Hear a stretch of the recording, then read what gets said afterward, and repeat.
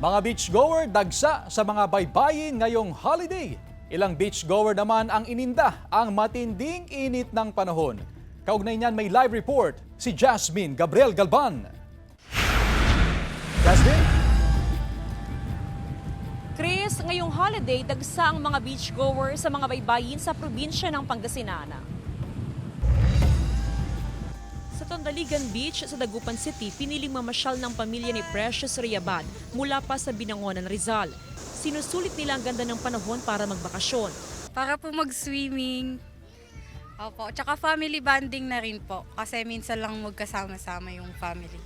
Ang mga guro naman na mula sa Santa Maria, Pangasinan, pinili rin magpunta sa beach ngayong holiday sa pagulitan ng araw ng Kagitingan.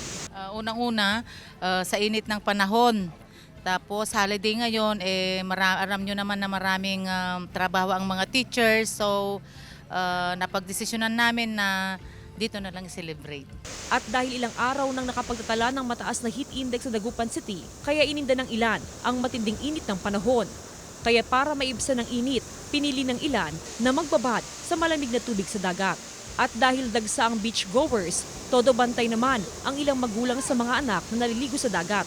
Para po masabihan sila na wag po silang pumunta sa malalim na parte para po hindi po sila malunod para po sa kanilang safety po at sa lahat po ng mga kasama po nilang mga bata. Ipinagbabawal ang pagligo sa dagat ng mga lasing o nasa impluwensya ng alak. Kailangan din nagwardyado ng mga magulang ang mga batang naliligo. May mga nakatalagang lifeguard para matiyak ang kaligtasan ng mga bibisita sa Tondaligan Beach. Sa mga naliligo, dapat sa gilid na lang kayo, huwag na kayo masyadong punta sa malayo para iwas po natin sa disgrasya.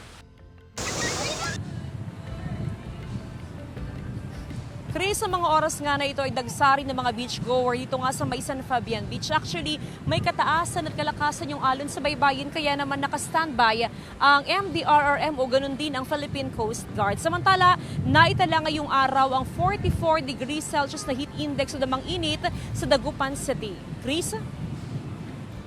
Maraming salamat, Jasmine Gabriel Galban.